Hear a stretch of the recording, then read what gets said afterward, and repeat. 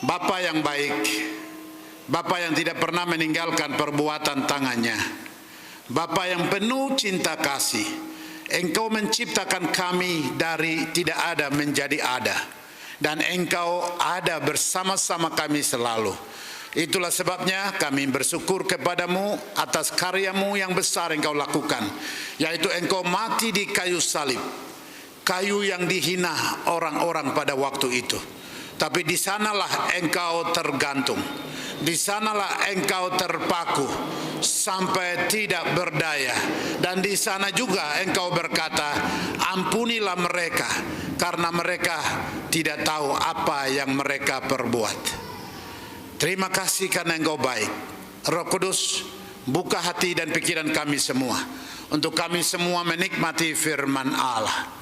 Dalam nama Tuhan Yesus, kalau ada kuasa bukan dari Tuhan, bukan kuasa Roh Kudus bekerja di pikiran kami, hati kami, ruangan di mana kami berada, hamba berdoa di dalam nama Yesus, keluar dari tempat itu.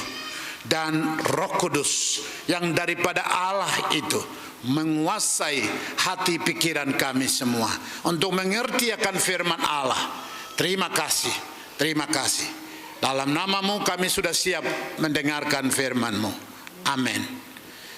Oke, satu lagu, tetap berdiri ya, tetap berdiri. Salib di muka, dunia di belakang. Oke, kita nyanyi lagu itu aja singkat. Saya tidak khotbah banyak tentang itu, tetapi kita akan mendengarkan pujian itu bersama-sama. Salib di muka, dunia di belakang. Oke? Yang tahu bisa ikut nyanyi bersama-sama, yang ada di mana saja, baik di Doyo, di Abepura, Jayapura, Sentani dan sekitarnya, Samuel dan teman-teman di Jakarta, Bobby dengan keluarga, ya. Yang di Bandung, kalian sudah berdiri semua, nyanyikan itu, pasukan Kristus yang ada di sana. Mama Becky dan juga Frank dan lain-lain, silakan berdiri. Kita nyanyi salib di muka, dunia di belakang.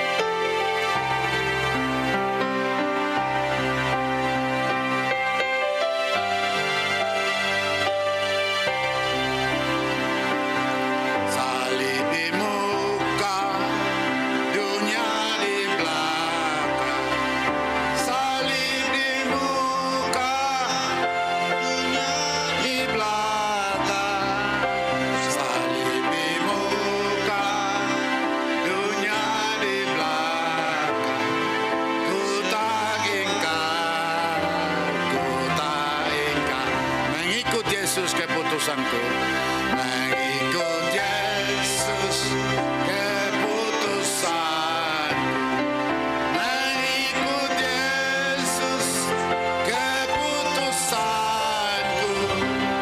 mengikut Yesus, keputusanku ku tak ingkar, walau sendiri.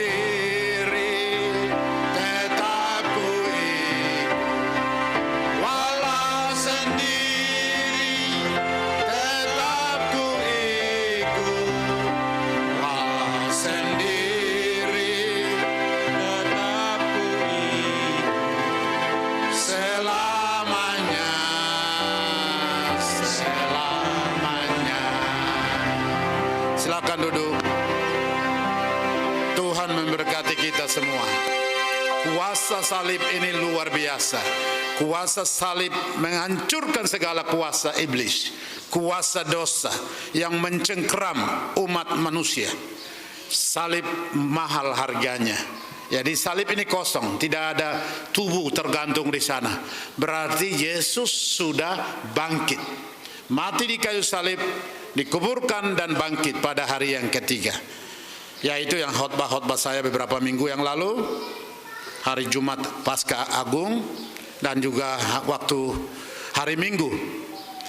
Oke, tema khotbah yang saya ambil ini, saya belajar setelah Yesus bangkit dia bikin apa saja.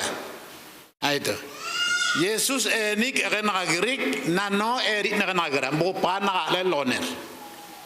Ya, bo pana ala lonet nano e kenagra eno kwaki te mayuangira kinelone te manotiti pilir yowe atau pilir ti belaniune. Oke, jadi tema ini saya ambil, saya juga pikir banyak, ya, pikir banyak setelah belajar dari Injil Matius, Injil Markus, Injil Lukas, ya, Yohanes, keempat Injil sinoptis atau empat Injil. Mereka melaporkan tentang kelahiran Yesus, pelayanan Yesus, penangkapan sampai penyaliban, penguburan atau dikuburkan sampai bangkit, dia ke sorga dan akan datang kembali. Saya pelajari semua, baru masuklah ketemu kita punya saudara-saudara waktu itu bersama Yesus, ke-12 murid atau ke-11 murid sekarang yang tercatat di Lukas pasal 24 yang akan saya bawakan ini. Sebelum ke sorga, kan 40 hari dia di dunia ini. Sebelum dia ke sorga, dia bikin apa saja. Setelah saya pelajari, ya, rupanya sebenarnya begitu bangkit langsung ke sorga bisa saja. Tetapi tidak langsung ke sorga. Dia ada bersama-sama dengan manusia, termasuk ke-12 murid. Dan saya selidiki, tidak seperti sebelumnya, selalu bersama-sama dengan ke-12 murid sebelumnya. Tetapi setelah dia bangkit, dia muncul di setiap tempat, di mana saja, kapan saja, secara tiba-tiba. Bagaimana saat dia muncul? Saat itu, ya, saat itu ke-11 murid lepas dari si Iskariot, Yudas itu, ya, mereka lagi kebimbangan, lagi bingung, ya, lagi putus asa, lagi merasa, wah, Yesus betul bangkit, ya, waduh, luar biasa, keputusasaan, kebingungan yang luar biasa. Di sana yang saya lihat, ya, saya lihat betapa pentingnya yang akan saya sampaikan sebentar ini untuk orang percaya, untuk umat Tuhan di seluruh dunia. Penting sekali. Woneng go mendejigin me li purak digundati. Topik yang arati. Ya, yang tema yang saya ambil. Setelah saya pelajari, rupanya Yesus ada bersama-sama dengan mereka, meyakinkan mereka. Walaupun dengar baik-baik, meyakinkan mereka bahwa saya sudah bangkit. Lihat tanganku yang sebelah kanan, ini paku besar masuk di jariku, paku besar di sini. Lambungku sudah tertusuk, kakiku sudah terpaku. Inilah saya. Meyakinkan, ya, meyakinkan, membuat mereka ini loh betul saya bangkit. Walaupun tadi saya katakan, walaupun dia bersama-sama dengan mereka sudah sekian tahun lamanya, jalan bersama-sama, makan bersama-sama, tidur juga bersama-sama, memberi belas kasihan bersama-sama, tetapi wah, mahal, mereka masih belum kenal dia. Waduh, kasihan. Mereka masih menyangkal dia. Ya, ini bukan saudara-saudara yang lain ini. Ini ke-11 murid yang selalu bersama-sama dengan dia. Itu saja saat setelah bangkit pun mereka belum kenal siapa dia. Ya, akhirnya tema ini agak lucu ini. Tema ini agak lucu. Atau ya lucu tetapi sangat dalam ini. Tema ini sangat dalam. Ini penting. Hari Minggu hari ini minggu pertama penting sekali. Penting sekali. Jadi ini harus dengarkan baik-baik. Saya sudah hidupkan ya. Ya, dengarkan baik-baik tema ini. Tema saya tulis begini. Omong kosong. Waduh. Omong kosong. Kalau bahasa Inggris nonsense. Lanione pilir. Pilir gue. Ya, luar biasa ini. Tema ini menarik buat saya. Dari mana saya ambil tema ini? Ya, bagaimana saya bisa ambil tema ini? Omong kosong. Coba sebelah kiri, sebelah kanan bilang, hati-hati ya, kau jangan omong kosong terus ya. Coba di timena nih. Kau ini limban akan kelogun. Abu li perlor yoro. Rindo udah time. Coba. Kau jangan terus omong kosong ya. Ada isinya sedikit. Coba yang berbobot kah? Coba kenal baik kah? Terima dia kah? Supaya kamu mantap, bisa masuk surga. Coba ngomong. Omong satu sama lain. Jadi temanya sama-sama omong kosong. Waduh, ini menarik sekali. Kita belajar bersama-sama. Bagaimana bisa terjadi omong kosong ini? Dari mana saya ambil tema ini ya? Coba kita buka Lukas pasal 24. Ayat 1 sampai dengan ayatnya yang ke-12. Ya, sementara buka Injil Lukas pasal 24 ayat 1 sampai 12. Sekali lagi, tema ini saya ambil dari latar belakang keberadaan ke-11 murid, termasuk 12 murid. Orang bendahara tapi menjual Yesus. Ya, termasuk omong kosong Judas Iskariot. Makanya kamu mati di perutmu terbelah. Jadi mereka sama-sama dengan dia dan lain-lain sebagainya, tapi masih ada. Ya. Lukas 24 ayat 1. Jadi saya hanya kupas dari Injil Lukas lebih banyak di sini untuk hari ini. Dengan tema omong kosong. Lukas pasal 24 ayat 1 sampai dengan ayatnya yang ke-12. Ya, coba di layar di sana ya. Saya baca langsung dari, tetapi pagi-pagi, benar pagi hari pertama minggu itu, mereka pergi ke kubur membawa rempah-rempah yang telah disediakan mereka. Mereka mendapati batu sudah terguling dari kubur itu. Ini memang saya sudah khotbah waktu kebangkitan minggu pertama. Sekarang minggu ketiga sebelum Yesus berangkat ke sorga. Lanjut. Dan setelah masuk mereka menemukan mayat Tuhan Yesus. Tidak menemukan mayat Tuhan Yesus. Ya, saya baca ulang lagi ayat 3. Dan setelah masuk mereka tidak menemukan mayat Tuhan Yesus. Ayat 4. Sementara mereka berdiri termangu-mangu. Karena hal itu tiba-tiba ada 2 orang berdiri dekat mereka, memakai pakaian yang berkilau-kilauan. Mereka sangat ketakutan dan menundukkan kepala. Tetapi kedua orang itu berkata kepada mereka, dari Injil lain melaporkan, jangan takut. Ya, Lukas melaporkan, mengapa kamu mencari dia yang hidup di antara orang mati? Dengarkan baik-baik. Mengapa kamu mencari dia yang hidup di antara orang mati? Ayat 6. Ia tidak ada di sini. Ia telah bangkit. Ingatlah apa yang dikatakannya kepada kamu ketika Yesus masih di Galilea. Ayat 7. Yaitu bahwa anak manusia harus diserahkan ke tangan orang-orang berdosa dan disalibkan dan akan bangkit pada hari yang ketiga. Ini ajaran-ajaran pada waktu Yesus bersama-sama dengan ke-12 murid. Nah, tapi nanti lihat, nanti penjelasan-penjelasan berikutnya kita akan lihat.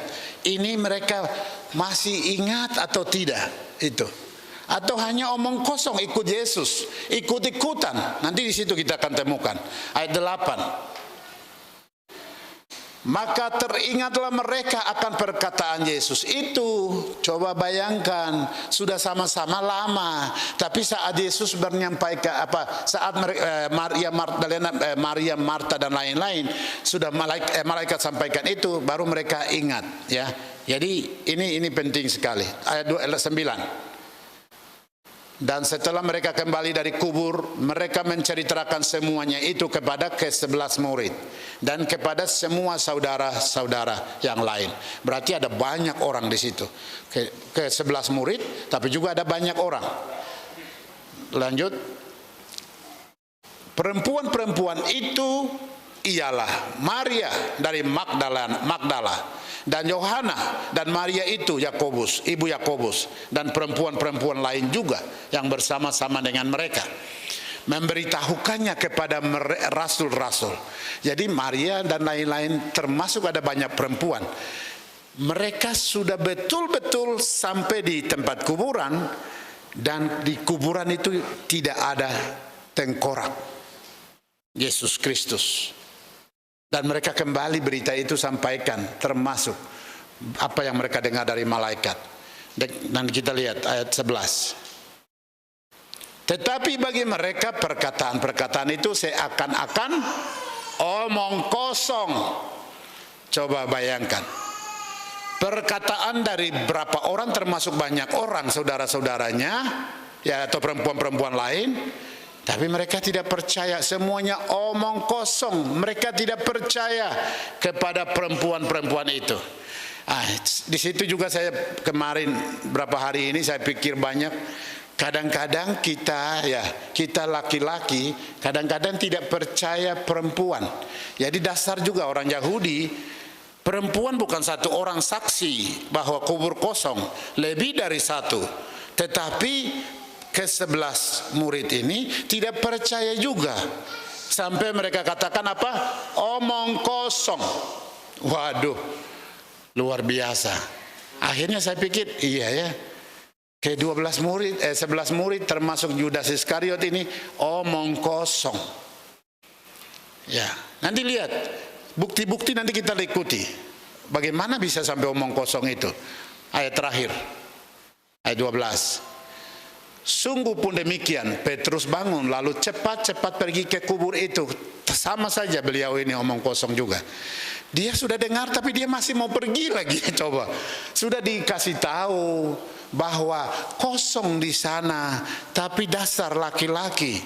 Laki-laki selalu tidak percaya istri, bertobat hari ini. Kau omong kosong terus. Ya. Laki-laki kadang-kadang kita tidak percaya perempuan. Perempuan, kau dapur sana. Nah, itu budaya orang Lani itu. Perempuan di dapur, jangan di sini. Perempuan, kau tahu apa? Perempuan, kau tidak tahu mau. Itu dasar sama dengan si Petrus. Ya, Petrus bukan Petrus Kokoyaka, Petrus Wonda, bukan. Ini Petrus dari mana ini orang ini? Ya, nanti kita lihat si Petrus ini juga punya kelakuan. Nanti kita lihat dari ayat-ayat berikut. Setelah kita lihat lebih dalam, ya. Ke kubur itu, ketika ia menyengguk ke dalam, ia melihat hanya kain kafan saja. Lalu ia pergi, ia bertanya dalam hatinya, apa yang kiranya telah terjadi? Omong kosong lagi. Sudah dengar dari sekian banyak orang bahwa Yesus sudah bangkit, ya. Sudah, nanti kita akan ketemu. Alkitab, firman sudah. Dia masih bertanya-tanya di hatinya. Itu yang membuat tema yang saya ambil, omong kosong. Ya, omong kosong. Topik pertama saya selalu tekankan. Siapa Yesus Kristus yang kita hormati, yang digantung di kayu salib, ya, dan dia bisa menjadi manusia yang hebat di seluruh bumi ini. Ya, siapa dia sebenarnya? Ya, siapa dia ini bangkit dari antara orang mati? Semua orang belum bangkit. Tengkoraknya masih ada. Mengaku saya nabi, mengaku saya tokoh, mengaku saya orang hebat. Omong kosong. Kau belum bangkit juga. Kuburanmu masih ada, tengkorakmu masih ada. Omong kosong. Yesus bangkit. Tepuk tangan dong, Yesus bangkit. Luar biasa. Yesus luar biasa. Ya. Saya mau kasih tahu, dia orangnya luar biasa. Dia segalanya. Kau tidak rugi kau miliki Yesus. Ya, ini bumi yang bulat besar ini, ada benua, 5 benua dan pulau-pulau. Ini semua dibuat oleh tangannya sendiri. Ya, bukan orang lain yang buat. Itulah sebabnya saya kasih tema hari ini, temanya omong kosong, untuk kita lihat siapa omong kosong ini sebenarnya. Ya. Topik pertama, siapa Yesus? Ya, Yohanes pasal 1. Yohanes pasal 1 ayat 1, ayat 2, ayat 3. Ya, jadi saya membuka pikiran Anda, siapa yang Anda kagumi, Anda hormati, dan Anda sayangi, dan Anda andalkan sampai Anda bersama-sama dengan Dia di sorga. Siapa itu? Pertama, Yesus Kristus adalah Allah. Wah, sampai banyak orang bilang, tidak mungkin, dia bukan Allah, dia manusia dari Nazaret, dia bukan Allah. Alkitab mengatakan dia adalah Allah. Yohanes pasal 1 ayat 1, pada mulanya adalah firman. Firman itu bersama-sama dengan Allah, dan firman itu adalah, mau apa lagi kau? Orang Papua bilang begitu, mau apa lagi kau ragu-ragu? Ya, He is Word of God. Itu dia adalah firman Allah. Dia adalah Allah itu sendiri. Waduh, luar biasa. Jadi Yesus, siapa Yesus itu? Yesus itu Allah. Nah, dalam kemanusiaannya dia digantung di kayu salib di depan sana. Ya, dia ada di bumi. Di belakang sini, salib di muka, dunia di belakang. Yesus adalah Allah, dan Yesus yang adalah firman. Coba, firman itu adalah Allah. Jadi dia adalah Allah, dia adalah firman. Terus siapa lagi dia? Yesus yang kita hormati. Coba ayat 2. Yesus yang kita hormati, ia pada mulanya bersama-sama dengan Allah. Ayat 3. Ya, ayat 3, segala sesuatu dijadikan oleh Dia. Wow, luar biasa. Tepuk tangan lagi. Ya, segala sesuatu dijadikan oleh Dia, termasuk orang-orang yang mengkosong ke-12 murid, dan juga termasuk kita semua. Jangan sampai kita juga termasuk dalam omong kosong tadi. Itu sebabnya penting ikuti firman ini. Ya, ikuti firman, saya dan Anda, kita semua. Ya. Sementara menunggu kedatangan Kristus, kita tidak boleh lagi banyak omong kosong. Ya, segala sesuatu dijadikan oleh Dia, dan tanpa Dia tidak ada satupun telah jadi. Jadi tanpa Yesus tidak ada, hanya Yesus pencipta, dan Dia adalah Allah. Segala sesuatu telah dijadikan. Itulah Yesus Kristus, dan Dia adalah hidup. Ya, Dia adalah terang. Ayat-ayat berikut. Jadi ingat baik-baik, Dia itu telah mati di kayu salib. Paulus sampaikan itu, dan dia katakan, aku yang merasakan, aku yang melihat, aku saksi mata. Waduh, luar biasa. 1 Korintus pasal 15 ayat 3 dan 4. Saya sudah khotbahkan itu waktu hari Paskah dan juga hari Jumat Agung. Kristus betul-betul mati. Ya, Dia betul-betul mati dalam kemanusiaannya, dan betul-betul bangkit dari antara orang mati sesuai dengan kitab suci. Ya, jangan ikut-ikutan. Tidak ada nabi yang menyelamatkan kamu di akhir zaman. Hanya Dia adalah juru selamat satu-satunya. Dia pegang kendali. Dia adalah Alfa dan Omega. Dia yang adalah awal dan akhir. Tidak ada lagi. Di mana mau kemana? Dunia ini bulat kok. Dia yang pegang. Di sorga Dia pegang. Ya, itulah Yesus yang kita miliki. Sekali lagi tepuk tangan dari bawah. Wah, luar biasa. Bersyukur engkau memiliki Yesus yang hebat. Itulah sebabnya khotbah-khotbah saya, tema pertama, sudah selesai, Jumat Agung. Kepercayaan dari Allah Bapanya dalam kemanusiaannya, Dia kerjakan dengan tuntas. Itulah sebabnya di kayu salib, dalam ketidakberdayaannya dari secara manusia, Dia berkata, sudah selesai. Tetelestai, finish. Tidak ada lagi yang Dia kerjakan. Secara sempurna sudah selesai di kayu salib itu. Ya, di kayu salib itu darahnya tertumpah sampai membasahi bumi untuk menghapus segala salah dan dosa umat manusia. Yesus luar biasa. Yesus tidak omong kosong. Hanya dengan kata-kata saja. Dia tidak bermain di belakang layar, tapi Dia hadir. Lahir di tempat yang hina, di kandang binatang. Dia melayani, Dia dihina, difitnah sampai mati di kayu salib untuk saudara dan saya. Waduh, luar biasa. Yesus. Itu tema khotbah pertama. Jadi Dia selesai, finish. Pekerjaan apa yang Tuhan percayakan kepada Anda, selesaikan dengan baik. Jangan kerja setengah-setengah. Ya. Tetelestai, Yesus katakan. Pengikut Yesus kerja sesuatu tuntas dan selesaikan. Bertanggung jawab. Jangan merasa wah ini pekerjaan kecil tidak cocok dengan saya. Makanya firman Tuhan juga mengingatkan kita apa? Barang siapa setia dalam perkara kecil, dia akan diberi kepercayaan dalam pekerjaan yang itu. Sapu halaman, sapulah. Sapu gereja, sapulah. Atur-atur kursi, mari. Kok saya tidak cocok. Saya sebenarnya gembala yang cocok. Saya sebenarnya wakil gembala. Saya sebenarnya duduk di kursi jadi pimpinan gereja. Jangan omong kosong lagi. Ya, jangan omong kosong.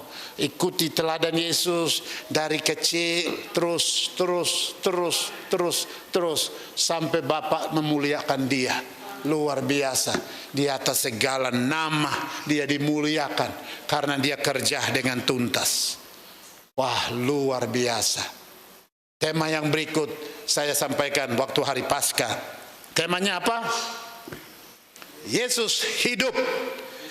Ya, memang Alkitab katakan Yesus hidup. Saksi mata mengatakan Yesus hidup. Mereka saksi mata, Alkitab katakan sampai hari ini masih hidup. Tapi waktu itu Alkitab ditulis. Mereka sudah mati. Di antara ke-11 murid dan lain-lain sebagainya. Saksi mata mengatakan bahwa Yesus bangkit. Yesus hidup. Itu khotbah-khotbah yang saya sampaikan minggu lalu. Ya. Jadi kita ikuti supaya kita tidak masuk dalam kelompok tema apa tadi? Omong kosong. Ya, tema omong kosong. Ya, itu poin pertama. Jadi ingat baik-baik, Anda punya Yesus luar biasa. Saya punya Yesus itu luar biasa karena Dia adalah Allah pencipta, Allah firman. Dia mati dan bangkit. Dia akan datang kembali untuk jemput orang percaya. Itulah namanya Yesus. Sekarang persoalan kedua, topik kedua yang saya mau bahas di sini ialah mengenal dan menerima Yesus Kristus sebagai Tuhan dan Juru Selamat pribadi. Kenapa saya tulis ini? Seperti tema yang tadi saya sampaikan. Ke-11 murid itu bersama-sama dengan Dia sudah sekian tahun. Makan bersama-sama dengan Dia. Minum bersama-sama dengan Dia. Jalan bersama-sama dengan Dia di seluruh pelosok pada waktu itu di Danau Galilea dan sekitarnya, Yerusalem, Samaria, semuanya bersama-sama. Tetapi mereka masih belum kenal Dia secara pribadi. Mereka belum terima Dia secara pribadi. Aduh, sayang sekali. Itulah sebabnya Yesus masih harus berada di sini setelah Dia bangkit sekian hari, tidak langsung ke sorga. Itu. Dia tidak langsung ke sorga. Mengapa? Karena ke-11 muridnya perlu diyakinkan, perlu dikonfirmasi ulang. Ya. Itu persoalannya. mengenal dan menerima Yesus Kristus sebagai Tuhan dan Juru Selamat pribadi. Ke-12 murid, mari. Jadi pertama Matius pasal 4 ayat 18 sampai 22. Tidak akan kita baca, hanya saya mau ingatkan saja ayat di sana. Matius itu menjelaskan bagaimana Tuhan Yesus memanggil murid-murid. Ya, mereka adalah pengusaha-pengusaha ikan di pinggir Danau Galilea. Ya, saya sudah sekian kali berada di pinggir Danau Galilea dan berjalan pakai perahu di atas Danau Galilea. Ya, dan ikan mujair banyak sekali di sana yang disebut ikan Petrus. Rupanya Yesus berjalan di situ di pinggir Danau Galilea dan dia bertemu dengan pengusaha-pengusaha ikan. Salah satu namanya siapa? Petrus dan lain-lain sebagainya. Dia memilih mereka, dia memanggil mereka. Ya, jadi ini Yesus yang pilih mereka loh. Dengar baik-baik. Yesus yang panggil mereka loh untuk bersama-sama, ya, bersama-sama keliling memberitakan kabar dan lain-lain sebagainya, dan mereka saksikan mujizat-mujizat yang dilakukan Yesus. Ke-12 murid itu Yudas ditunjuk jadi bendahara. Rupanya kelihatan dia orangnya pelit. Ini kimbuk Yudas Kariot. Enggak awak kamu. Nanti kita ketemu dia tidak, tapi dia pasti di neraka. Wah, itu saya bisa kok ngomong begitu ya, tapi memang dia udah kurang-kurang asam jadi. Oke. Tapi dia ditunjuk jadi bendahara karena dia banyak omong kosong. Sudah tahu dia omong kosong, jadi kau bendahara, kau pasti akan jual saya. Makanya dalam perjalanan, dalam komunikasi juga sudah bicara itu. Ya, Yesus sudah bicara itu. Dan diantara kita juga, hai jemaat yang dikasihi Tuhan baik dimanapun berada, ikuti khotbah saya ini. Ya, di antara kita saling tahu siapa dia. Ya, ada yang omong kosong. Selalu hari Minggu kelihatan jadi malaikat, tapi hidup dengan perempuan lain. Hari Minggu jadi malaikat, tapi omong kosong di sini dan di sana. Nah, saudaranya, ingat baik-baik. Jangan omong kosong lagi. Stop. Lihat ayat-ayat firman Tuhan ini. Ya, Alkitab sudah disampaikan, semuanya sudah disampaikan, tetapi masih banyak yang belum kenal secara pribadi. Bahkan secara pribadi mereka belum terima Yesus Kristus Tuhan. Dengarkan baik-baik sebelum saya lanjutkan. Jemaat yang Anda berada di mana saja, dengarkan. Siapa kira-kira omong kosong itu selain Judas Iskariot? Bahkan ke-12 murid. Tetapi setelah saya menyelidiki lebih jauh, sebelum dia terangkat ke surga, ada dia buka mata mereka. Nanti kita lihat. Jangan sampai itu ada di antara kita. Dengarkan baik ya. Mengenal dia secara pribadi dan terima Yesus Kristus sebagai Tuhan dan Juru Selamat pribadi di hati. Ya, jadi Petrus menyangkal Yesus. Ini saya waktu baca ini seperti ada lucu. Ini main film sepertinya. Coba Lukas 22 ayat 57. Coba dilayarkan. Lukas 22 ayatnya yang ke-57. Ya. Itu.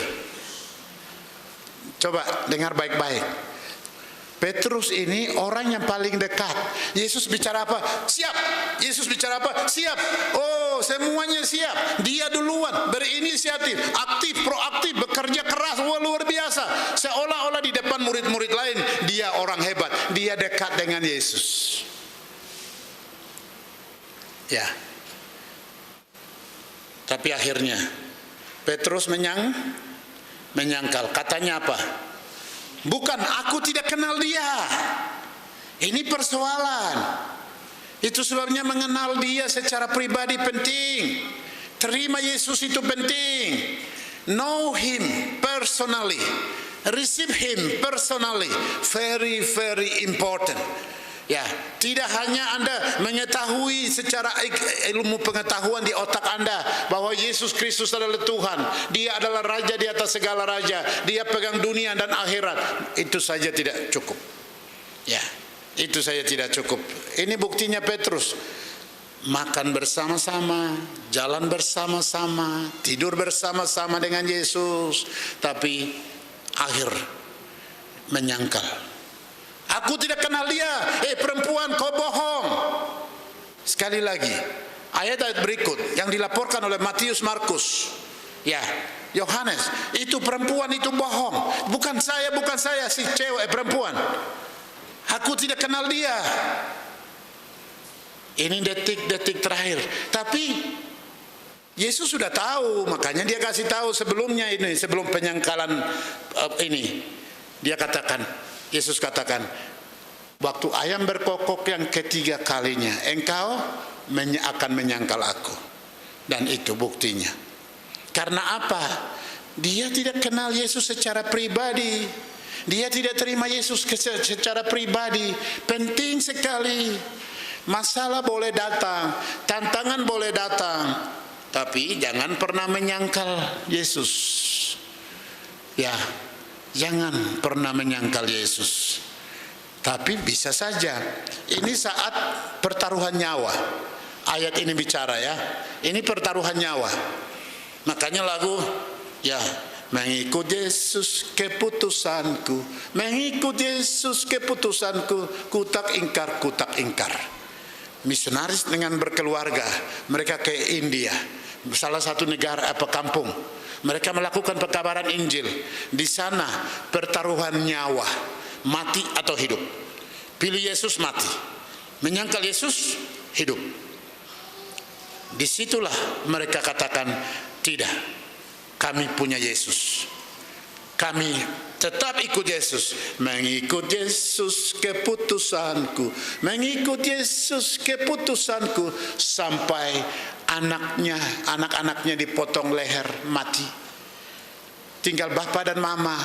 Lebih baik menyangkal Yesus supaya kami meneruskan generasi, karena anak kami sudah dipotong leher, anak-anak kami sudah dipotong atau dibunuh oleh kepala suku besar orang India pada waktu itu. Tapi bapak dan mama tetap bernyanyi, mengikut Yesus keputusanku. Karena apa? Mereka bukan hanya kenal Yesus, tetapi mereka terima Yesus di hati mereka. Maka sulit rasanya untuk menyangkal Yesus. Tidak seperti saudara saya namanya Petrus itu. Petrus itu dekat sekali, saksi mata. Dia pegang jabat tangan dengan Yesus, jalan bersama-sama dengan Yesus. Mungkin mandi juga di sekitar itu, sama-sama di Danau Galilea, sama-sama. Tidak seperti penginjil yang ada di India pada waktu itu. Tapi mereka tetap sampai istri dibunuh, sampai suami dibunuh. Salib di muka, dunia di belakang. Ini penting sekali. Petrus menyangkal dia, dan bukan hanya Petrus menyangkal dia. Saya tulis di sini Lukas pasal 22 ayat 47. Ya, Lukas pasal 22 ayat 47. Coba keluarkan lagi, kita belajar contoh-contoh ini supaya jangan sampai kita masuk dalam kelompok omong kosong. Ya, omong kosong suka menghakimi orang. Oh, dia mah begini, dia mah begitu. Jangan hakimi orang.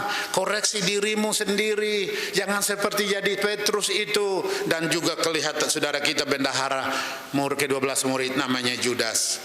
Ayat itu, waktu Yesus masih berbicara, datanglah serombongan orang, sedang murid-murid yang bernama Judas, seorang dari ke-12 murid itu, berjalan di depan mereka.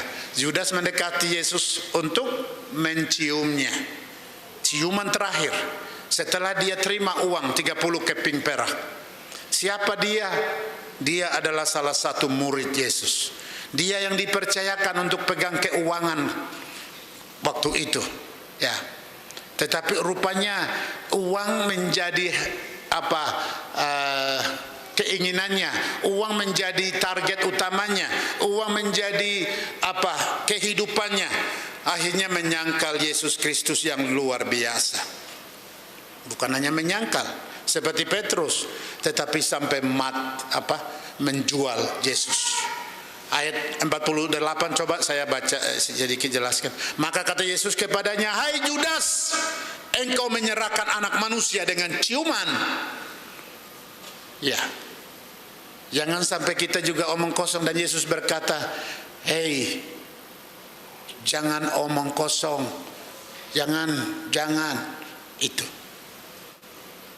Kenal deh Yesus secara pribadi, berubahlah kelakuan kita, dan terimalah Yesus Kristus sebagai Tuhan dan Juru Selamat pribadi. Judas adalah bendaharanya, Petrus adalah murid yang paling dekat dengan dia, tapi akhirnya tidak mengenal dia dan menyangkalnya. Aduh, luar biasa. Dan saya mau baca, akhirnya lihat di sini. Dan bukan hanya si Petrus, Judas, selesai mereka, tetapi murid-murid lain juga. Wah, di antara itu satu pun tidak ada langsung katakan, "Ini dia Yesus Tuhan, dia sudah bangkit." Walaupun tidak pergi ke kubur Yesus, tetapi mereka tidak langsung tunjuk. Begitu muncul Yesus, tidak ada. Alkitab mengatakan, laporan dari Matius, Markus, Lukas dan Yohanes, tidak ada satupun. Sampai mereka katakan, "Ini hantu." Coba, dia hadir di tengah-tengah mereka. Coba ayatnya yang ke-16 ya. 16 saya bacakan ini. 16 ya. Tetapi ada sesuatu yang menghalangi mata mereka sehingga mereka tidak dapat mengenal dia. Itu sebabnya mengenal dia penting. Mengenal dia secara pribadi. Sebab topik yang saya sampaikan pokok pertama, siapa Yesus itu, supaya Anda dan saya mengenal dia. Siapa dia? Dia adalah Allah, dia adalah firman, dia pencipta, dia adalah air hidup, dia adalah terang hidup, dia adalah jalan, dia adalah kehidupan yang kekal. Kenal. Peribahasa Indonesia sering katakan, tak kenal maka tak sayang. Kenal baik siapa yang Anda percaya. Di sini juga berbicara masalah suami istri. Aplikasi untuk manusia selain mengenal Tuhan, mengenal pertama suamimu itu siapa, istrimu itu siapa. Kenal kelakuan suami, kenal kelakuan istri, supaya saat kelakuan itu muncul, kamu sudah tahu. Kamu tidak harus marah, karena memang dasar kelakuan suami begitu, dasar kelakuan istri begitu. Kalau tidak benar, diperbaiki dengan pikiran yang baik. Jangan marah-marah, begitu. Jangan singgung-singgung masalah lain. Kembali kepada fokus bahwa kenapa begitu? Ya tahulah, karena memang latar belakangnya begitu. Makanya kamu sabar melayani istrimu, melayani suamimu. Kalau ngambek, kalau suka langsung cerewet, rewel apa, kamu sudah harus tahu latar belakang istrimu, latar belakang suamimu. Kenal dia, penting. Jangan tidak kenal karena kecantikannya, karena kekayaannya, karena kehebatannya, karena suaranya manis baru kamu jatuh cinta. Rumah tanggamu hancur, sampai perceraian akan melanda rumah tanggamu. Kenal secara pribadi sangat penting. Dan jangan pernah nuntut, ya, jangan pernah nuntut lebih dari yang kamu mau. Makanya kamu kenal suamimu. Jangan bandingkan suami orang lain dan berkata, "Oh, teman-teman kamu bisa begitu, kamu sendiri nggak bisa bikin rumah, beli mobil, beli motor, atau kamu sendiri tidak bisa ini itu." Jangan ngomong kosong lagi. Kalau sudah nikah, nikmatilah dan berpuaslah diri dengan apa yang ada. Mengenal suamimu lebih penting. Ya, mengenal siapa istrimu.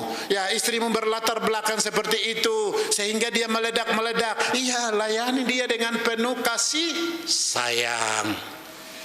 Kasih itu menyembuhkan. Kasih itu membawa kelemah lembutan. Penyelesaian masalah hanya karena kasih. Dan salib itu, lihat baik-baik. Mari lihat salib ini. Inilah bukti kasih Kristus. Ya, inilah salib, bukti kasih Kristus. Darahnya tertumpah. mati di kayu salib. Ya, itulah kasih. Kasih bukan hanya dengan kata-kata, tapi kasih dengan perbuatan. Kenallah Tuhan dengan baik. Kenallah diri kamu sendiri supaya kamu tahu kelemahanmu dan kelebihanmu. Dan kenallah istrimu dan kenallah suamimu. Memang suami istri untuk saling mengenal itu membutuhkan waktu. Bisa 5 tahun, bisa 10 tahun, bisa 15 tahun. Itu paling maksimal. Kalau lewat sampai 20 tahun, keterlaluan. Ya, keterlaluan.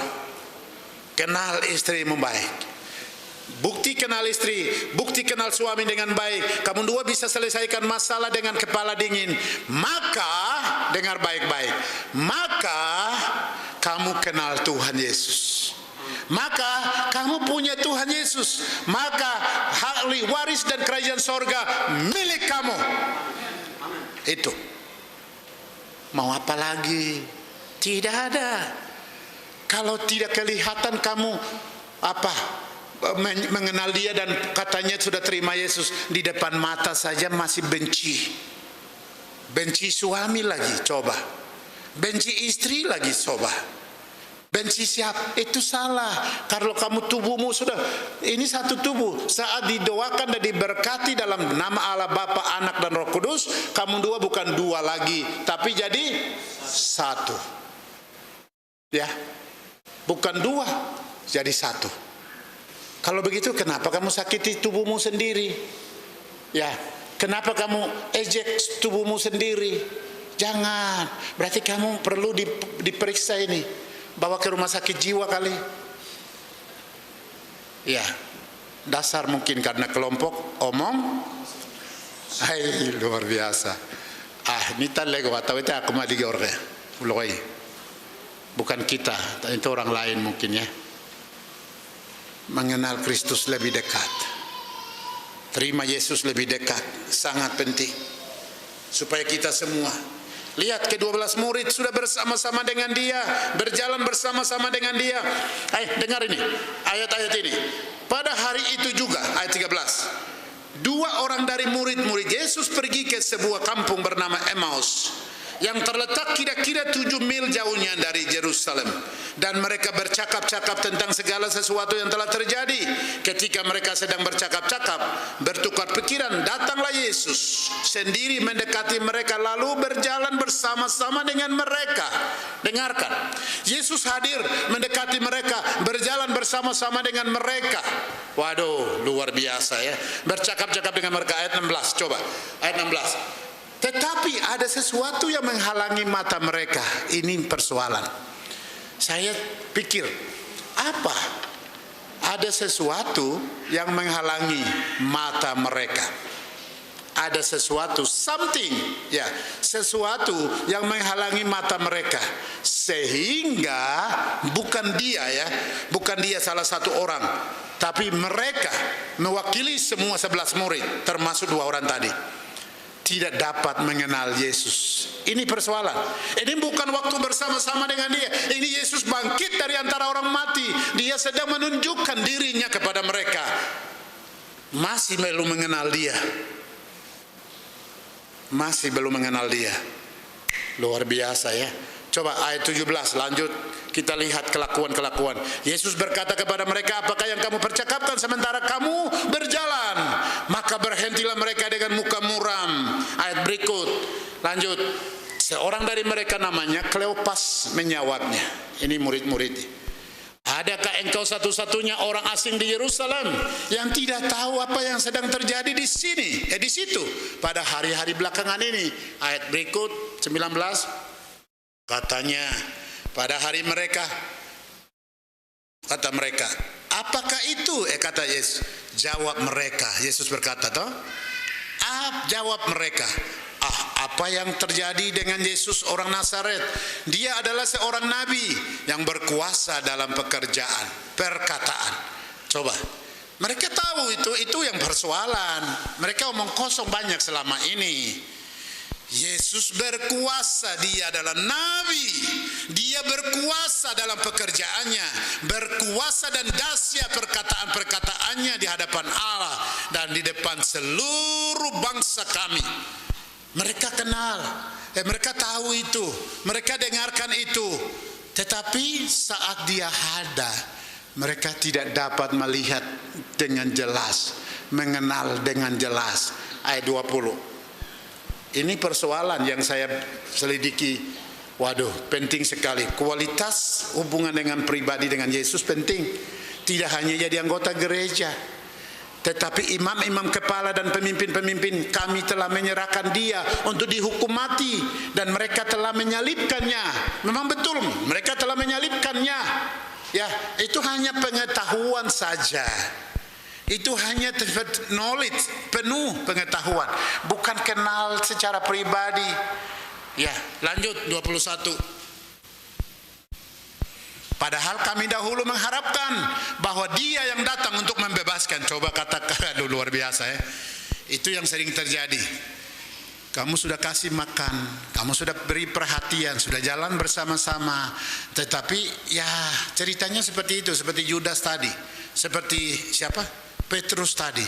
Mereka ini juga masih belum kenal. Padahal kami mengharapkan bahwa dialah yang datang untuk membebaskan bangsa Israel. Tetapi sementara itu telah lewat 3 hari sejak semuanya itu terjadi. Tidak ada Yesus itu. Ini mereka tidak tahu, sudah tahu Alkitab mengajarkan. Yesus katakan kepada mereka, aku akan bangkit dari antara orang mati pada hari yang ketiga. Sudah tahu. Ayat 22. Ya. Tetapi beberapa perempuan dari kalangan kami telah mengejutkan kami pagi-pagi buta. Mereka telah pergi ke kubur. Tapi mereka bersama-sama tadi juga bilang apa? Perempuan-perempuan itu apa? Omong kosong. Mereka juga yang ngomong kosong. Mereka juga yang bersandiwara. Yesus ada bersama-sama, jalan bersama-sama. Ini bagaimana? Bisa berjalan sama-sama tapi mereka tidak bisa lihat dia. Tidak bisa jamah atau tidak bisa berjabat tangan, tidak bisa ini. Waduh, luar biasa. Masih belum kenal dia juga. 23. Dan tidak menemukan mayatnya, lalu mereka datang dan berita bahwa telah kelihatan kepada mereka malaikat-malaikat yang mengatakan bahwa ia hidup. Ya, memang ia hidup. Omong kosong kau. 24. Coba. Dan beberapa teman kami telah pergi ke kubur itu dan mendapati bahwa memang benar yang dikatakan perempuan-perempuan itu, tetapi dia tidak melihat, ya, tidak mereka lihat. Ya itu tadi saya sudah katakan, 11 murid masih tidak percaya apa yang disampaikan oleh perempuan. Dan saya jelaskan masalah aplikasi untuk kita, masalah suami istri. Ya, belajar percaya apa yang dikatakan suami atau istri. Komunikasi dibangun. Ya, dan mereka ini juga coba lihat. Di sini memang benar yang dikatakan perempuan-perempuan itu. Sebelumnya mereka katakan perempuan-perempuan itu omong kosong. Setelah Petrus pulang laporkan lagi bahwa betul ya kubur kosong, baru mereka katakan memang benar omong kosong semua ini orang ini. Itu. Ini penting sekali. Mau pertaruhan nyawa, Petrus menyangkal Yesus. Karena uang, Yudas menjual Yesus. Tapi kita lihat manusia biasa, orang barat itu yang di India, sampai jiwa raga dipertaruhkan untuk ikut Yesus. Dengan nyanyi salib di muka, dunia di belakang. Karena apa? Dia sudah kenal Yesus secara pribadi. Dan dia sudah terima Yesus secara pribadi di dalam hatinya. Dan dia sudah jadi anaknya. Makanya punya keyakinan yang kuat. Ya, keyakinan yang kuat. Ayat berikut. Saya mau jelaskan ini semua dulu. Lalu ia berkata kepada mereka, hai kamu orang bodoh. Bukan bodoh. Bodoh. Bodoh dengan bodoh beda ya. Bodoh. Coba, yang di rumah kamu biasa bilang apa? Anak bodoh ini. Kau punya anak baru kau bilang anak bodoh. Berarti kau juga bodoh. Aduh, memang sama-sama kelompok omong kosong sudah. Ya. Betapa lambannya hatimu sehingga kamu tidak percaya segala sesuatu yang telah dikatakan para nabi. Yesus sebenarnya, kalian mau bicara siapa? Kalian ngomong kosong. Tampar satu lagi. Ini saya sudah sebenarnya ya. Aduh, pukul orang. Tapi Yesus tetap sabar. Aduh, udah, jangan ngomong kosong lagi, belajar sabar sudah ya. Saya kadang-kadang saya pikir saya paling sabar, tahu-tahu saya paling tidak sabar juga. Aduh, itu dia. Coba, yang telah dikatakan para nabi, ayat 26, coba, ayat 26. Bukankah Mesias harus menderita semuanya itu untuk masuk ke dalam kemuliaannya? Ayat 27. Itu, jelas. Jadi dia mengingatkan mereka kembali. Lalu ia menjelaskan kepada mereka apa yang tertulis tentang dia dalam seluruh kitab suci. Ya, seluruh kitab suci, ini Alkitab.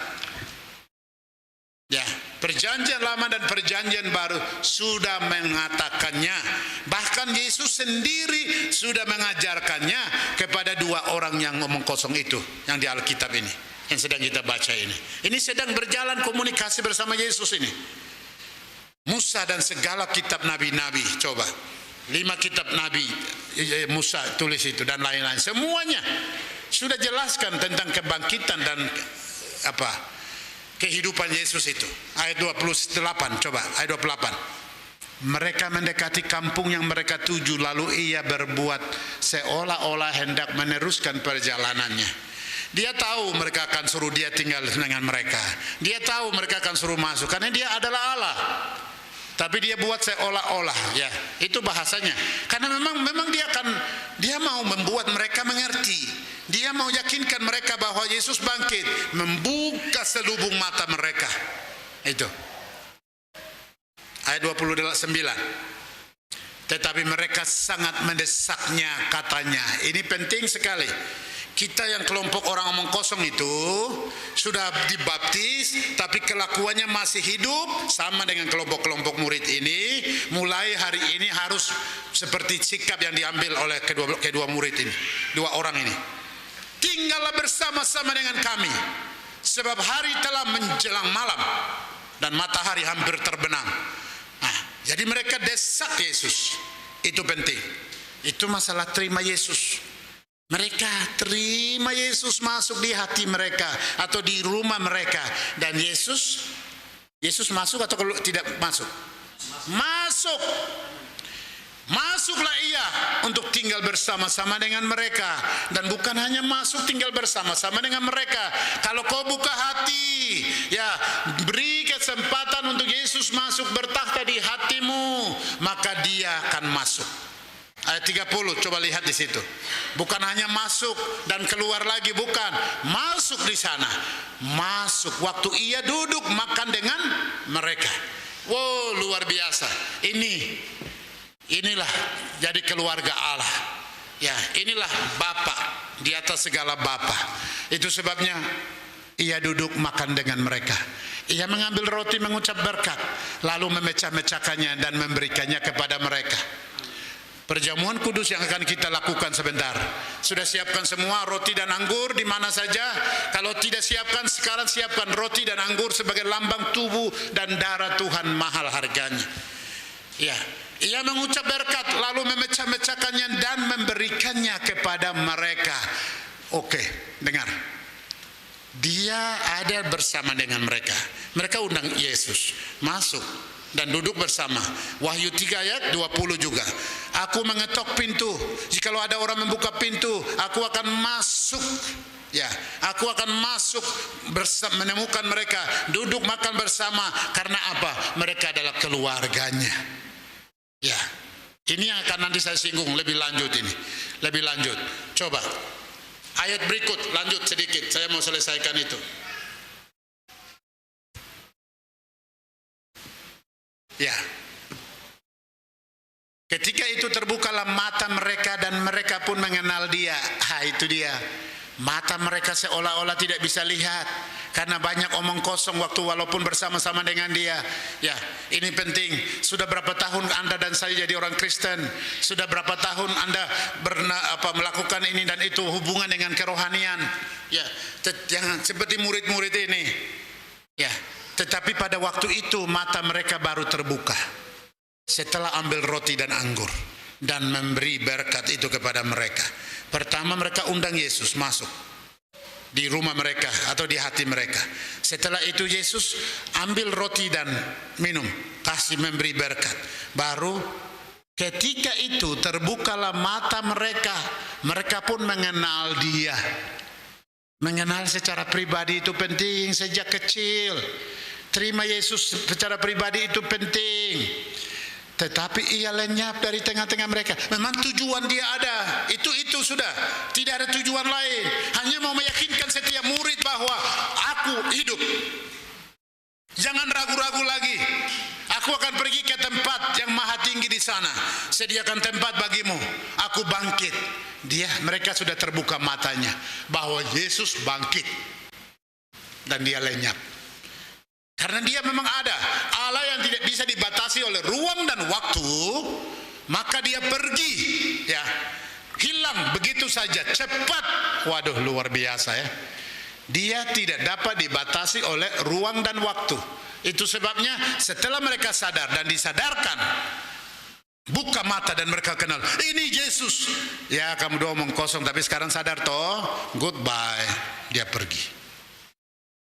Itu. Ya, ini penting. Baik, kita diantara kita juga perlu kenal dia secara pribadi, kenal dan hidup. Jadi pasal 22 ayat 16 tadi, mata mereka seolah-olah tidak terbuka karena ada penghalangnya. Ada penghalangnya. Ya. Sekali lagi tema omong kosong. Ini sudah mau terakhir ini. Poin ketiga, ya. Pertama harus mengenal dia dengan baik. Bagaimana kita mengenal dia? Ya, bagaimana kita mengenal dia bahwa dia adalah Yesus adalah Tuhan? Perlu belajar firman. Ya, perlu belajar firman. Ya. Kalau belajar firman, kita akan mengetahui. Coba. Ya, Kolose pasal 1 ayat 26 dan 27. Kalau orang mengenal dia secara pribadi, maka ini yang akan terjadi buat mereka. Itu sebabnya banyak orang akan terheran-heran. Coba di layar. Banyak orang akan terheran-heran. Kalau orang sudah mengenal dia dan sudah menerima dia, ya, ini. Paulus itu merasakannya. Ya, Paulus pertama tidak kenal dia. Maka dia musuhi dia, termasuk orang percaya. Tetapi setelah dia dijamah oleh Tuhan langsung, dan dia dimuridkan dan menjadi murid yang sejati, makanya dia menulis ini kepada jemaat di Kolose.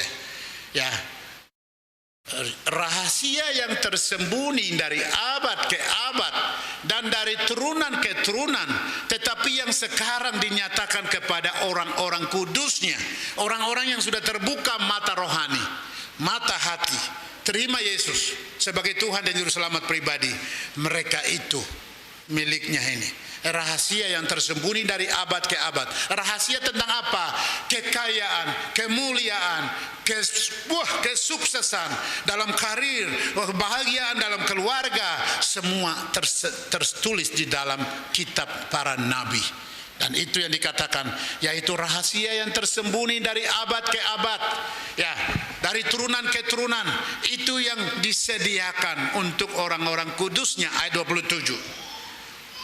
Kepada mereka Allah mau memberitahukan betapa kaya dan mulianya rahasia itu di antara bangsa-bangsa lain.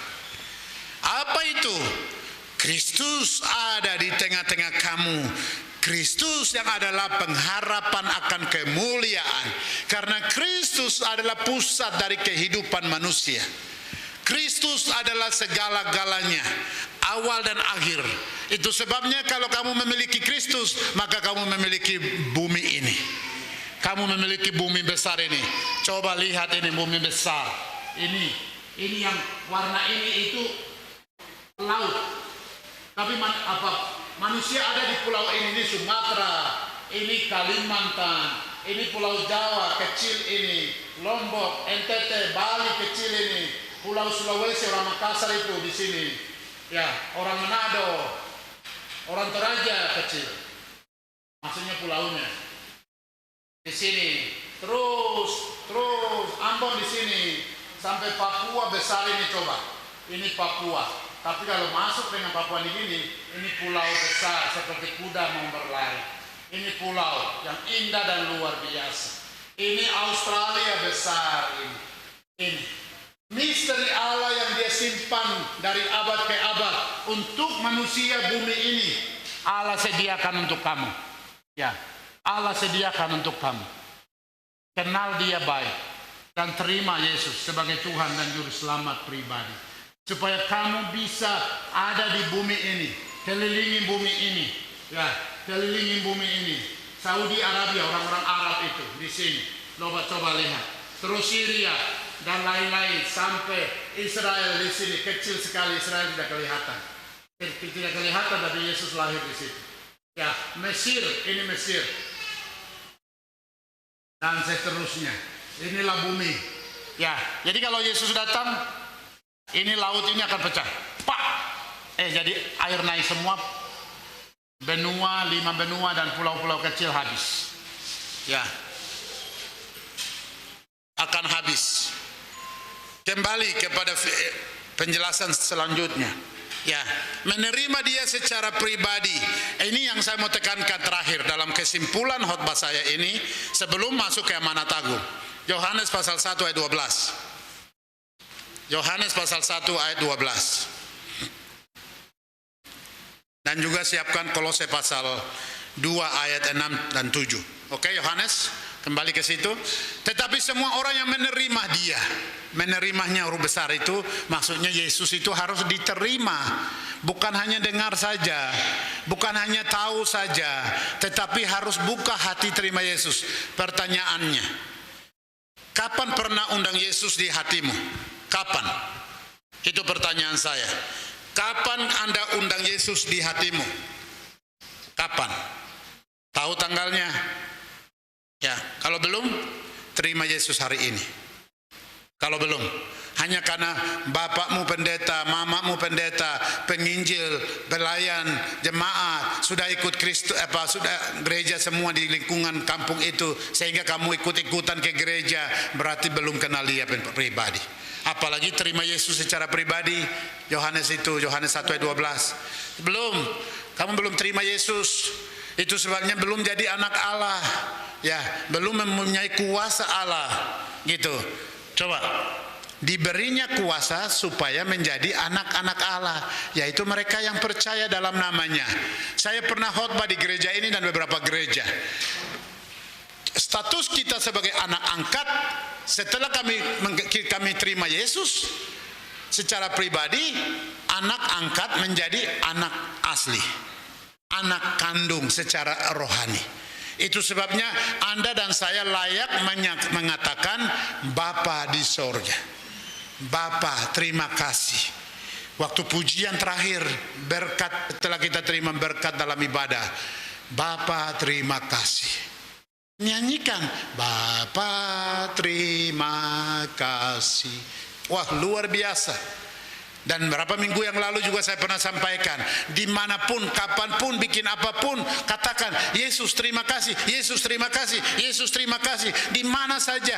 Terus orang bilang kamu orang gila, terserah. Ya, terserah. Tapi itulah hidupmu. Ya.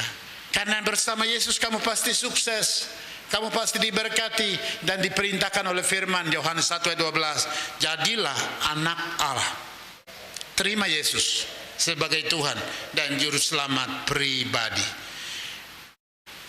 Kembali untuk itu, ya, 24, kembali Lukas pasal 24 ayat 31 dan ayat 45. Kita lihat, setelah mereka ini semua terima Yesus, apa yang terjadi?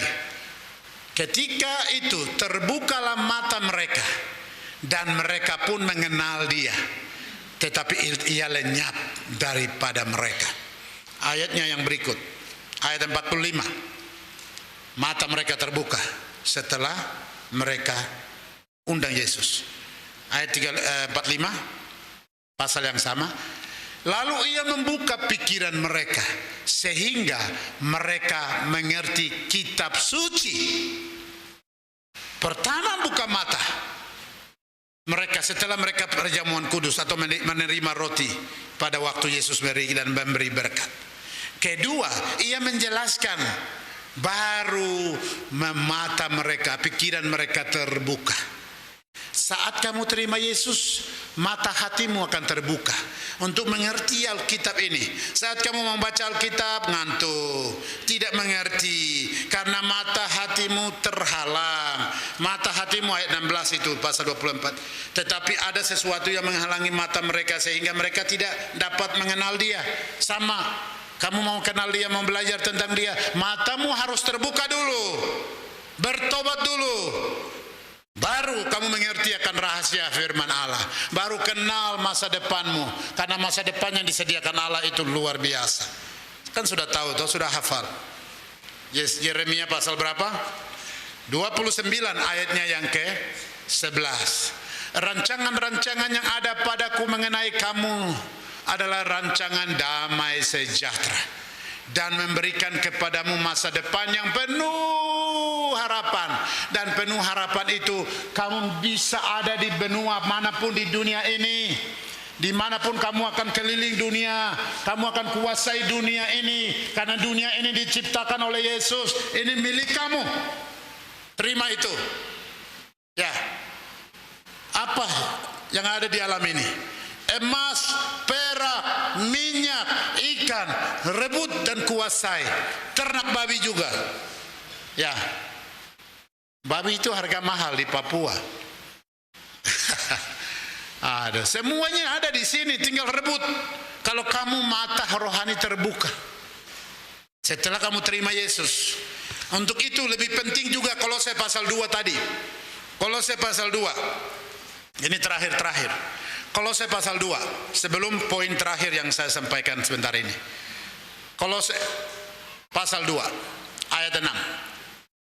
Kamu telah menerima Kristus Yesus, Tuhan kita, Tuhan kamu, Tuhan saya. Oke, semua yang di rumah, dimanapun Anda berada, dengarkan kata-kata saya. Kita baca bersama-sama ayat ini, oke? Kita membaca bersama-sama ayat ini. Kamu katakan, saya telah menerima Kristus Yesus, Tuhan saya. Karena itu, hendaklah hidupku tetap di dalam Dia atau Kristus. Oke, semua siap? Bahasa Lani, bahasa Indonesia, bahasa Inggris, silakan siapkan Kolose pasal 2 ayatnya yang ke-6. Kalau kamu sudah terima Yesus, sudah menjadi miliknya, sudah menjadi anak Allah, katakan ini. Kalau belum, siapkan dirimu untuk terima Yesus. 1, 2, 3. Saya telah menerima Kristus Yesus, Tuhan saya. Karena itu, hendaklah hidupku tetap di dalam Dia. Ayat 7. Ayat 7. Hendaklah saya berakar di dalam Dia, dibangun di atas Dia. Hendaklah saya bertambah teguh dalam iman yang telah diajarkan kepadaku. Dan hendaklah hatiku melimpah dengan syukur. Coba tepuk tangan dulu. Yesusku luar biasa. Coba kita nyanyi boleh? Main musik. Yesusku luar biasa. Wah, bangga dong punya Yesus. Yesus itu luar biasa. Yesus kita luar biasa. Coba bangkit berdiri. Bangkit berdiri semua yang di rumah, dimanapun Anda berada, di tempat yang kamu sedang menyaksikan renungan firman ini. Ya, nyanyi bersama-sama, Yesusku luar biasa. Ini sebagai iman kita kepada Bapa kita di sorga. Namanya Yesus Kristus yang adalah Raja.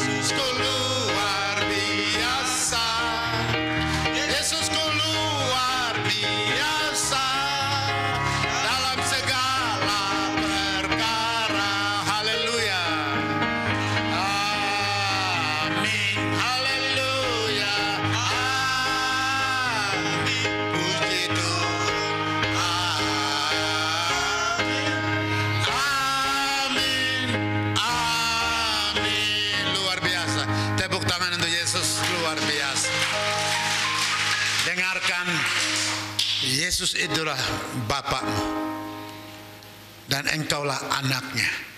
Karena Yesus ada di hatimu saat ini. Kamu sudah terima Yesus. Kamu adalah miliknya. Kamu punya hak untuk kuasai bumi ini. Ya, kamu punya hak untuk kuasai kelilingi bumi ini. Dimanapun, kapanpun kamu punya hak. Jangan takut, ini milikmu. Ya, ini diciptakan oleh Yesus yang kamu punya, Yesus yang saya punya. Dia penciptanya. Lihat itu South America. Kamu bisa pergi juga ke sana. Kamu mau kemana lagi? Ke bumi atas sana, Meksiko. Semua kamu bisa pergi ke mana-mana. Ya, karena kuasa salib yang ada di depan kita ini. Ya, salib di depan, dunia di belakang. Kalau sudah di belakang, kecil, kuasai. Tepuk tangan lagi untuk Tuhan Yesus yang luar biasa. Oke, silakan duduk. Mengenal Dia secara pribadi dan terima Yesus sebagai Tuhan dan Juru Selamat pribadi, itu sangat penting. Jangan sampai ke 11 murid sudah bersama-sama dengan Dia, berjalan bersama-sama dengan Dia, makan bersama-sama dengan Dia, tapi mereka masih belum kenal Dia. Sampai beberapa kata ayat di sini katakan, oh, itu hantu. Luar biasa ya. Kalau kamu punya orang yang paling dekat, kamu sudah kasih makan dia, kasih uang, kamu bisa jalan bersama-sama sampai dia jadi orang hebat. Terus dia katakan, kamu siapa? Saya tidak kenal kau. Bagaimana? Sakit hati tidak? Tidak boleh sakit hati. Mereka buat Yesus itu sakit memang. Petrus sampai murid dekat pun dia bilang, aku tidak kenal dia. Yesus tidak sakit hati. Kalau kamu disangkal oleh teman siapapun, atau perasaan kamu kadang-kadang mereka tidak mau dengan saya, mereka jauhi saya, itu iblis yang punya pekerjaan. Ya, bertobat. Percayalah bahwa Yesus ada bersama dengan kamu. Jangan pernah menyerah. Jangan pernah rasa kecewa, putus asa saat orang lain tidak menyapa kamu. Ya, orang-orang lain tidak katakan selamat pagi, selamat siang. Tidak usah. Lebih baik selamat pagi oleh Bapak di sana. Ya, oleh Bapakmu yang ada di hatimu. Ya, ikut Dia. Dia tidak akan pernah mengecewakanmu. Ya. Orang dekat boleh mengecewakan kamu. Orang yang kamu pikir ini hebat, dia akan tolong, dia tidak akan tolong kamu. Saat itu kamu akan menyangkal dia. Saat itu kamu akan menjauhkan dia. Dia itu omong kosong. Ya, tidak apa-apa. Itu sebabnya harus punya jiwa. Ya, harus punya jiwa. Kamu diejek, difitnah, dimaki, diremehkan, tidak apa-apa. Kamu jalan terus. Tidak usah takut. Ya, kamu punya Tuhan. Jangan pernah sakit hati sampai jauh dari Tuhan. Jangan pernah dikecewakan oleh pimpinan organisasimu, oleh pengusaha besar itu, oleh orang dekat itu, karena seolah-olah mereka tidak memberi kasih sayang kepadamu.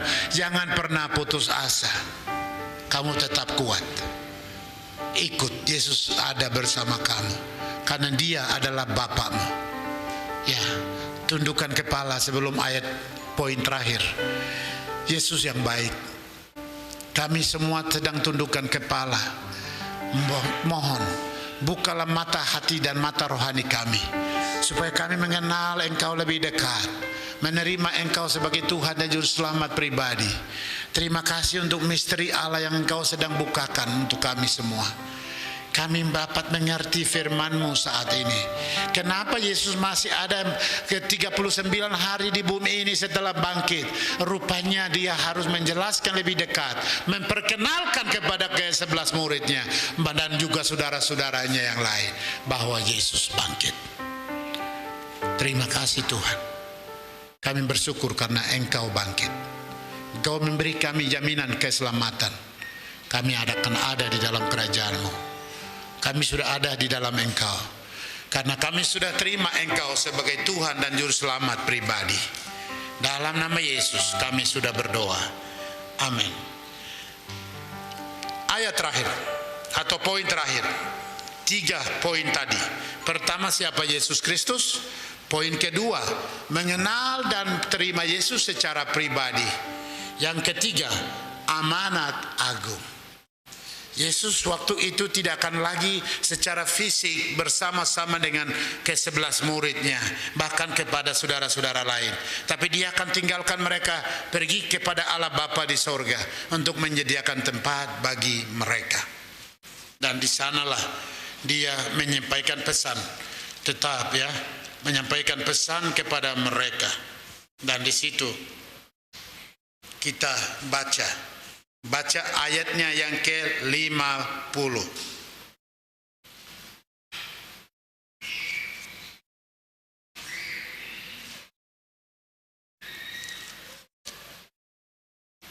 Ya, ayatnya yang ke-4, pasal 22 dulu. Pasal Lukas pasal 22.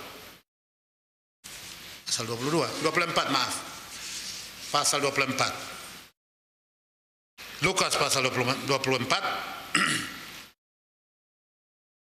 Ayatnya yang ke-47.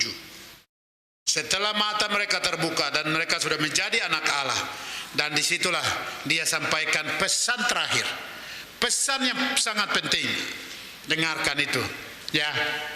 Dan lagi melanjutkan percakapan Yesus sebelumnya dan melanjutkan ayatnya yang ke-47.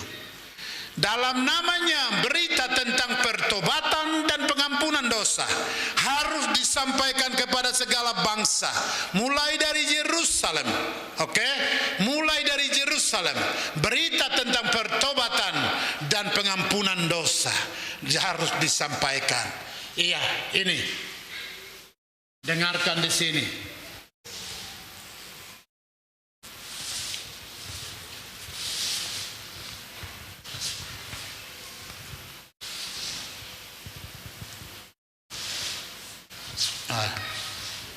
Mana dia? Ini saya putar lagi ya. Ini Kanada, terus mana dia? Ireland, Jerman, Ukraina, mana? Di sini Iran, Irak. Oke, di sini. Iran di sini ya. Bisa disorot di sini. Ini Mesir. Ya, Mesir. Terus ini laut. Ini laut. Ini Israel. Ini Libanon. Ini Yerusalem di sini. Ya. Ini. Injil tentang pertobatan dan keselamatan dan pengampunan dosa harus disampaikan mulai dari Yerusalem, Judea, Samaria sampai ke ujung bumi. Ujung bumi di mana tidak tahu. Kalau menurut saya ujung bumi itu di mana tempat Injil belum diberitakan. Ya, Injil belum diberitakan. Di sanalah ujung bumi itu. Dan di sana penduduk dunia ini 7.600.000, sekarang sudah 800 juta. Penduduk dunia saat ini 800 juta. 7.800.000.000 penduduk dunia saat ini. Dan mereka ini semua butuh Injil Kristus. Itu sebabnya setelah Yesus meyakinkan mereka bahwa dia bangkit dari antara orang mati. Aku disalibkan di kayu salib ini. Salib kosong karena aku sudah dikuburkan. 3 hari di kuburan dan dia bangkit. Dan ini lihat tanganku ada lubang di sini. Tangan sebelah ini ada lubang. Hei Thomas, engkau masih tidak percaya aku? Jarimu coba bawa, tusukkan di lambungku yang sudah ditusuk. Thomas berkata, oh tidak. Aduh, minta maaf. Thomas termasuk omong kosong. Ya, kelompok-kelompok omong kosong itu. Tapi dia yakinkan mereka semua bahwa dia bangkit. Dia akan pergi ke sorga. Sebelum itu dia beri pesan untuk beritakan Injil. Saya mau bertanya kepada Anda, sudah berapa jiwa Anda bawa kepada Tuhan? Ya, salib ini adalah kekuatan. Ya, salib ini berita yang penting.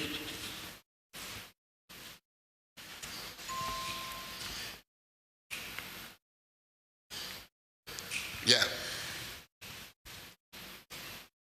Dalam namanya berita tentang pertobatan dan pengampunan dosa harus disampaikan kepada segala bangsa. Ya, bangsa berbicara tentang suku-suku, bukan bangsa-bangsa seperti bangsa Indonesia, bangsa Amerika, bukan. Ini bangsa yang Yesus bicara ini suku-suku. Ya, suku, setiap suku mereka butuh Injil Kristus.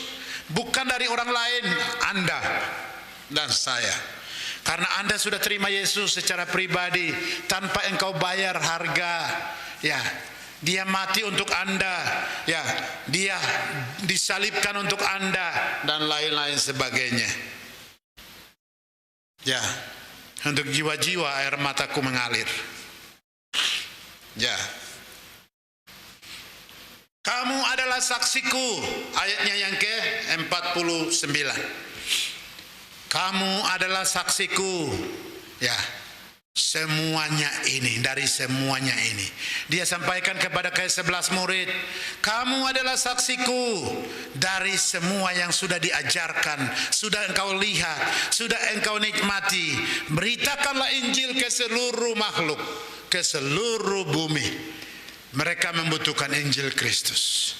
Kamu adalah saksi. Hai jemaat yang dikasihi Tuhan dimanapun Anda berada, kamu adalah saksi. Dan kasih tahu teman di sebelah kiri dan sebelah kanan, katakan, kawan, kamu bukan lagi omong kosong, sekarang kamu adalah saksi. Kasih tahu, sekarang, kasih tahu. Ini seperti saya dengan Mendy. Mendy, kamu adalah saksi Kristus. Pergi, beritakan Injil. Kabarkan Injil, kabarkan Injil, kabarkan Injil. Ya, bawa satu jiwa lagi kepada Tuhan. Ya, itu. Bawa lagi satu jiwa. Kalian yang masih di Bandung, ICCI, ayat terakhir ini untuk kamu ini, kata-kata terakhir. Ayat 49 itu. Ya, saya mau kasih tahu untuk 49 untuk kamu, coba di layar. Ada satu kata itu akan saya jelaskan. Dan aku akan mengirim kepadamu apa yang dijanjikan Bapakku. Tetapi kamu harus tinggal di dalam kota ini sampai kamu diperlengkapi dengan kekuasaan dari tempat yang maha tinggi. Ini berbicara tentang kedatangan Roh Kudus yang akan kita rayakan dalam beberapa hari lagi ke depan. Saya hanya mau pakai kata diperlengkapi. Ya. Kamu sekarang sudah terima Yesus menjadi murid Kristus. Belajar firman Allah. Yang di ICCI, kamu dipersiapkan di sana untuk diperlengkapi dengan firman, dengan kuasa dari Al Maha Tinggi. Sekolah baik-baik. Persiapkan baik-baik. Jangan pikiran berputar-putar di Papua, tapi pikiran lebih baik berputar-putar di dalam Alkitab. Berjalan di dalam Alkitab. Persiapkan dirimu. Ya, diperlengkapi dengan kekuasaan dari tempat yang maha tinggi. Berserah, menyerahkan dirimu kepada Tuhan. Dan kamu akan dipakai Tuhan lebih dahsyat. Yang sakit sembuh, yang lemah dikuatkan, yang mati bangkit. Mujizat-mujizat itu akan menyertai orang percaya. Kalau kamu diperlengkapi dengan kekuatan kuasanya yang luar biasa. Kamu adalah saksiku. Beritakanlah Injil. Kapanpun, dimanapun. Butuh kekuatan dari Tuhan. Butuh perlengkapan dari Tuhan. Ya, dan setelah itu kita lihat. Setelah itu kita lihat ayatnya yang ke-50. Jadi setelah mereka diurapi, diperlengkapi, dan ayat berikut. Lalu Yesus membawa, ayat 50. Ya, lalu Yesus membawa mereka keluar kota sampai dekat Betania. Jadi Yesus ada 39 hari bersama-sama, mengajar mereka, memberkati mereka, membuka mata mereka yang masih tertutup. Setelah itu Yesus bawa mereka keluar. Lalu Yesus bawa mereka keluar kota sampai dekat Betania. Di situ ia mengangkat tangannya dan memberkati mereka. Ya, memberkati mereka. Ayat 51. Dan ketika ia sedang memberkati mereka, ia berpisah dari mereka dan terangkat ke sorga. sedang terangkat. Setelah dia memberi amanat agung, perintah, pergi jadikan sekalian bangsa menjadi murid-muridku. Dan dia terangkat sambil memberkati mereka. Ya, sambil memberkati mereka. Ayat 51 dan ayat 51, coba saya mau baca lagi di layar. Dan ketika ia sedang memberkati mereka, ia berpisah dari mereka dan terangkat ke sorga. Ayat 52. Mereka sujud menyembah kepadanya. Itu setelah mata mereka terbuka, mereka lihat dengan mata kepala sendiri bahwa Yesus bangkit. Baru mereka diyakinkan dan dia mau pergi. Baru mereka mulai belajar menyembah. Ini. Mereka sujud menyembah kepadanya.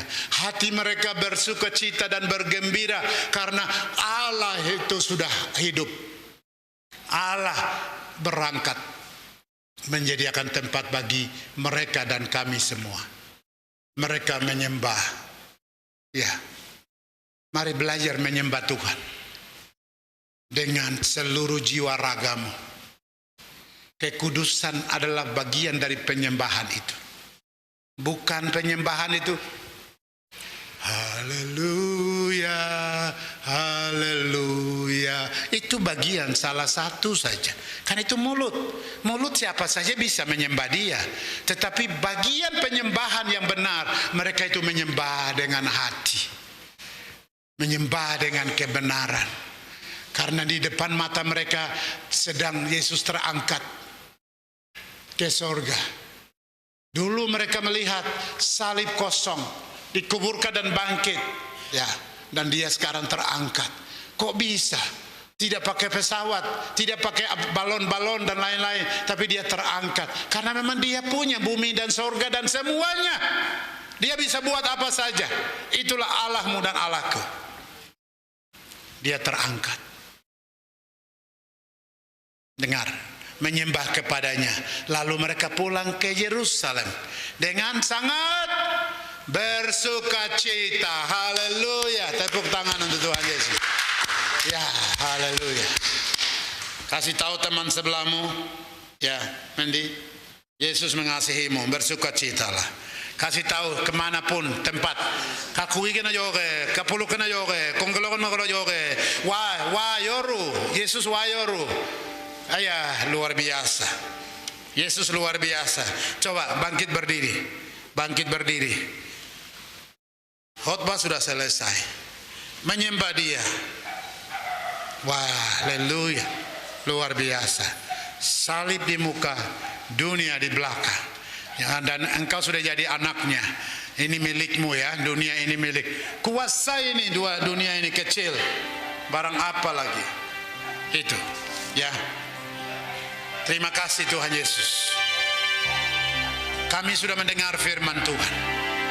Siapkan hati dan pikiran kami untuk menerima roti dan anggur.